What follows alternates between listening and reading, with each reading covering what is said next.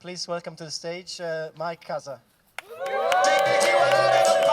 Hi guys, hi. Welcome. So thank you so much for having me here. Where are my expat friends? Yes, we got some. Where are my countrymen? Where are the Swiss people here? Yeah, we got some. It's the first show where they are louder, guys. So learn from these guys. Okay, guys. Guys, I actually also work in pharma. I work for Roche, okay? Let's put this on the table, guys. I asked my line manager, can I do a show for Novo Nordisk? He said yes, but send some flyers out. Maybe someone will come. We are doing some recruiting after that. We have our booth there, if any one of you would like to join us, right? So, guys, I was saying I'm Swiss. Are you sure? Yep, thank you for not giving a fuck about that, but I'm Swiss, guys. I'm Swiss. And I can prove it to you guys that I'm Swiss, okay? I'm from Ticino, but I'm Swiss. We are also Swiss, and I prove it to you guys right now. For instance, the other day, my brother called me. And he put on the phone his 2-year-old son, and the baby could only make noises. It was something like, ah. And after a while, I got pissed. And I had to say to my brother, look, if this guy, after 2 years in our country, cannot speak our language, should get the fuck out. That's how Swiss I am, okay? It's all about integration here, guys, okay? It's all about integration. Nice. I don't know about how it is here at Novo Nordisk. Some colleagues at Roche are worried about ChatGPT. ChatGPT, maybe it's taking over your job. Is taking over your job, ChatGPT? No? She's unreplaceable, okay? That girl knows what she's doing. She has an opinion. But yeah, I mean, also some of my friends are worried about ChatGPT. I was talking to one of my friends the other day. He was freaking out. He was like, no, this ChatGPT is going to take over our jobs. We're going to lose our jobs. I'm going to lose my job. Krigi, calm down, Krigi. Calm down. Krigi, you work for the city council, Krigi. You work for the city council. A stone can take over your job. A stone can do your job, okay? Let's be honest, Krigi, you know? Guys, I don't know. I hope I don't lose my job. I like my job at Roche. But if you have a better offer, fuck it. You know, like, let's be honest. Let's be honest about it. No, I like my job, guys. And I hope I keep it. I hope I keep it because I hate interviews. I hate doing interviews, guys. Interview that I did so far, I don't know your experience. My experience was terrible. Terrible experience. You get the silliest questions at the interview. I went once for an interview in Liechtenstein, okay? The interviewer asked me, do you have any hobbies? I'm like, do you think that a person with hobbies will come to fucking Vaduz? Do you think this is something that people do? Is it, you know? Another interview. I went to another interview. And they asked me, if you would be on a desert island, what would you take with you? I'm like, how bad are business trip with your company? How bad are we flying with Malaysian Airlines? What's the, you know? So, oh man, it's another one of the best that I got was like, if you were an animal, what animal would you be? Did you got this question?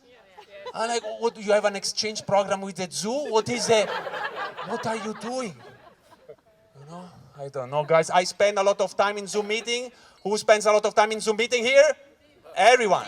Teams. We got Zoom, guys. Should upgrade that shit, okay? Zoom is a shit. Guys. But I get mad on Zoom meetings, you know. I cannot hold them, you know. I was in a Zoom meeting the other day. And, you know, they're like people that after 3 years of Zoom meeting, they didn't find a quiet space to take the call. You have those people, guys? You have them? If you don't have it, it's you, okay? Just that you know. I was in this call, and this lady went like, guys, does my son drumming on the background bothers you? Does it bother? No, Susan. He's giving a great pace to the call. Thank you so much for having your son on this call, you know? And also, I don't like how people are dressed in those Zoom calls. Have you seen how some people are dressed? I like to put a shirt. I like to look professional. There are some people that like dress like shit, right? You have I was in the call with one of my colleagues, and he asked me, Mike, can I ask you a question? Yeah. You're at home. Why are you wearing a bottom-up shirt? I'm like, Beat, you are also at home. Why do you look homeless, Beat? Why do you... It's crazy, guys. In the background, everyone now get fantasy background, stuff like this. Those people that put like the blurry background. Is your family in a witness program? We got to protect those guys? What are you? You know, if you have to put a silly background, put something useful, guys. Put something useful. You know what I have? I have the forecast of the week. I have the forecast of the week on my back. Help your colleagues in some way, you know? They ask me, Mike, what is your opinion? I'm like, my opinion is that the high pressure from the north is going to stabilize the weather this week. Back to you, Susan. I'm like, you know, guys. I came here with the train, guys, you know. And I was almost about to boycott it. You see, like it takes an hour longer to arrive here, you know. I was almost like, I'm going to say, I'm going to boycott SBB. I'm going to boycott because they're not going to have me travel 1 hour more at the same price, okay? Yeah, right? Yeah. Then I remembered I don't have a car. So good move, SBB, good move, you know? You know, SBB, guys, I travel sometimes. You travel with the train, say hi if I travel with the train. We got a lot of people traveling with train, right? I like to travel into the train. But I was going to a show in Lausanne the other day, you know, and I allow myself a luxury. I say, fuck it, I travel first class, right? I know that for you it's common, but at Roche they don't give us first class.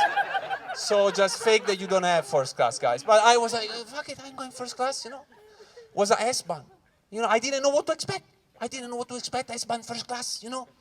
I don't know what, maybe they're going to have an elevator that brings you to the second floor. Maybe they're going to be a guy, like, giving champagne glasses, like, thank you for choosing SBB first class. You know, I didn't know what to expect. I went there, it's just the same. They just changed the color. That's everything we did.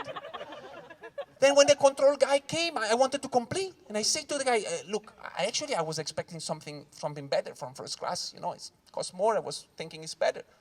And the guy went like, yeah, it is better. Look, the people are better. The people, there are no brokies here, you know? I was like, guys. But anyways, I mean, I was in first class because I was saying, okay, I have also to do some work on this trip. I was thinking, okay, at least first class is going to be a quiet space, right? But no, because SBB has this brilliant idea. 20 minutes before you arrive to destination, the most talkative Swiss-German person of the world goes to the microphone. Meine Damen und Herren, wir treffen bald in Bern Gleis 2 ein.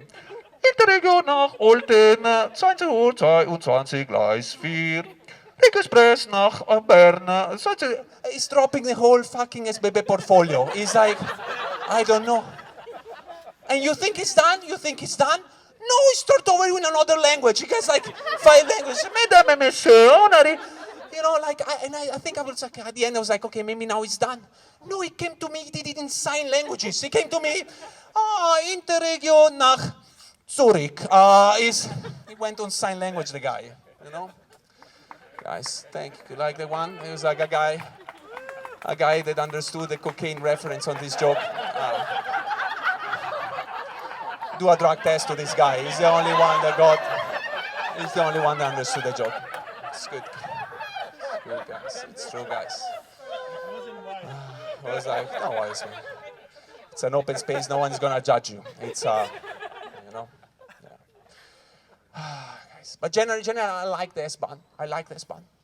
But it's great. It's a 2-floor train. 2-floor train for our country. That used to be the tallest building in Switzerland. That used to be the tallest building. It's great. But it's really Swiss. It's a really Swiss train. And you can tell. Because the other day, I was on the 2nd floor. At some point, a guy walked to me. And we're like, hi, sorry, I'm from the 1st floor. If you could walk a bit more gently, because I can hear you. It's really bothering me. You know? Swiss guys. But the thing, guys, that I dislike the most about SBB are the ticket machines. Have you used the ticket machines? You need a fucking bachelor from SBB to use the machine. There are like 300 questions. They're like, are you an adult? Do you have affair? Do you have diabetes? Do you work on Novo Nordisk? You know, like that. There are like 300 questions. And then the last question is the best, you know? Would you rather travel via Olten or via Lucerne? I don't know, Jude. Via email. Put me as a fucking attachment. I just want to go to Bern. That's everything I'm asking, okay? Guys, if there is something that I learned by living in Switzerland, is that no matter how hard I fall, no matter how much I get broken, I will always stand up again, guys. Yes. Because my health insurance deductible is 2,500 francs, so I cannot really afford hospitalization here, guys. I don't know about, she's relatable. She's a girl that doesn't go to the hospital. That's how, is any one of you that does not have a deductible in Switzerland? I know that half of you do not have a deductible, but still, let's say, If I wouldn't have a deductible, my whole life would be different, my whole life. I would use my health insurance as much as possible, every time I could, I would be out with my friends. And at some point, like one of them say, hey, let's change bar, call an Uber. An Uber? I call a fucking ambulance. I don't have a deductible, baby. Let's use that shit the most that I can. Let's be honest, guys. But now I found a solution, guys. I found a solution. I discovered that the accident insurance covers 100% of the cost, no matter what. Did you know that? 100%? Yeah. Just has to look like an accident. That's everything that's what has to happen, right? Right. Last year I got an appendicitis. I had to fucking stab myself. That's what I had. I had to do it. I went to HR of my company, right? I was like, oh. Oi, Susan. Oi.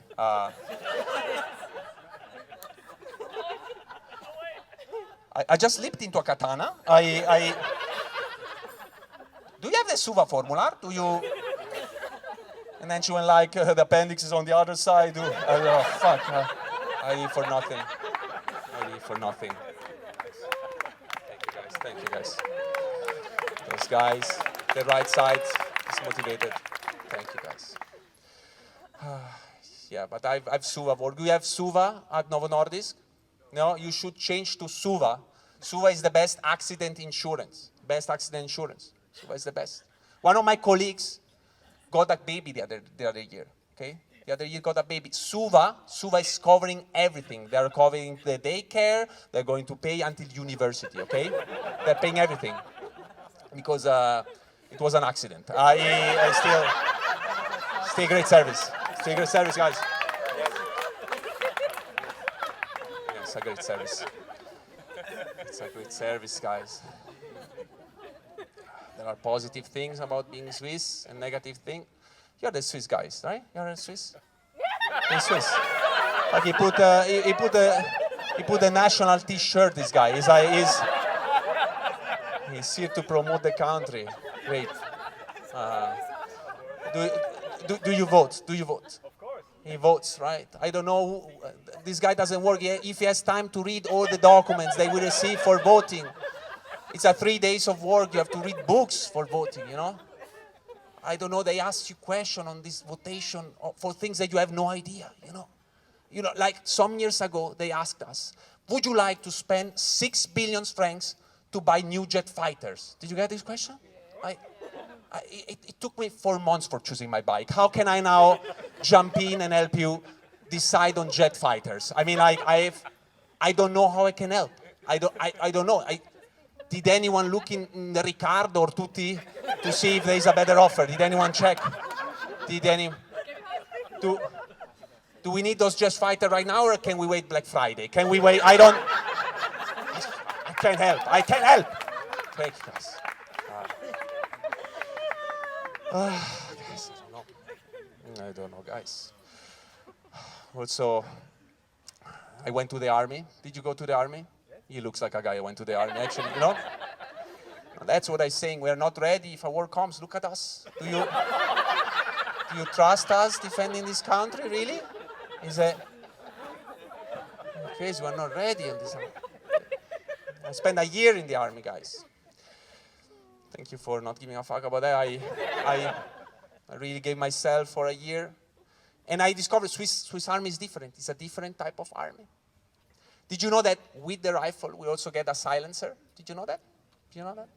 If you combat after 10 p.m., you got to put the silencer. You got to put it on. You got to put it on.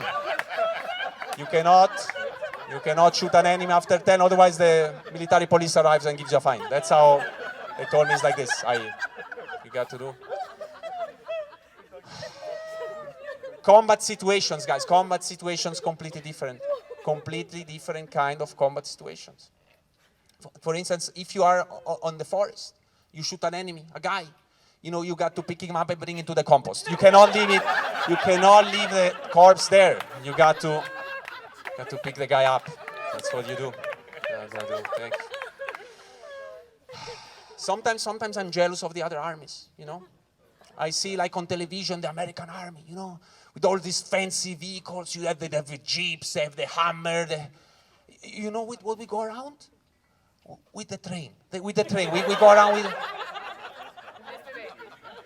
General, how do we go to the front? Interregio 5, Interregio... We have to change in Argoldao. We got to change in Argoldao.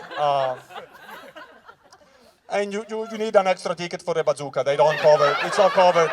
It's not covered. You know, that's how it is. That's how it is, guys. Thank you, guys. Thank you. You know, I discovered things about the Swiss army. This army is crazy, guys. You know that, like, until some years ago, they had bombs in all the connection between the Swiss-German part and the Italian part, you know? And I asked my captain, well, why do we have those bombs? And he was like, yeah, because if the Italian invade, we're going to make every connection explode and we protect the Swiss-German part. I was like, what about us, motherfucker? What does it? What does? It's like, that's a sacrifice we're ready to make. Someone should protect our summer houses, you know? Guys, it's true, it's a true story, guys. It's difficult communication, guys. We have 3 languages in this army, you know? It's difficult, you know? I can imagine all the situation, radio communication. How can you communicate if we don't speak the same language, you know? I can imagine, like, we know about an attack, you know, and we want to say to the Swiss-German part, the attack is incoming, you know? We want to do that. And then our radio communicator call, the attack, 5 minuti. And the guy thinks the pizza is arriving. He goes, oh, yeah, ist gut. Ist gut. Wir sind im Bunker. Ja. What are you doing, guys? I don't know. Guys. I don't know. Also, you know, like other situation, you know, I imagine like at the front, you know, if you have to do a counterattack, how do you organize 3 different languages on a counterattack, you know? We need, you know what we need? We need like a guy of SBB with a megaphone. You know this guy that speaks 200 language? We need one of these guys, you know, that synchronize the attack. Meine Damen und Herren, wir attackieren in Sektor 1. Swiss Italian speaker, go first. I don't know why we go first. We got then the French and then the German. We remind you that it's forbidden to smoke on the front unless you're attacked by a flamethrower. Then, fuck are you? You know, guys. I know. I fear really combat on all these languages. You know, you know what I fear the most? That I'm there on the forest, and I hear German, right? I shoot a guy. And then I come there, and he has a Rolex. I'm like, fuck, man. Oh, fuck, Luigi. Fuck, Luigi. It's not a German soldier. He's a Swiss soldier.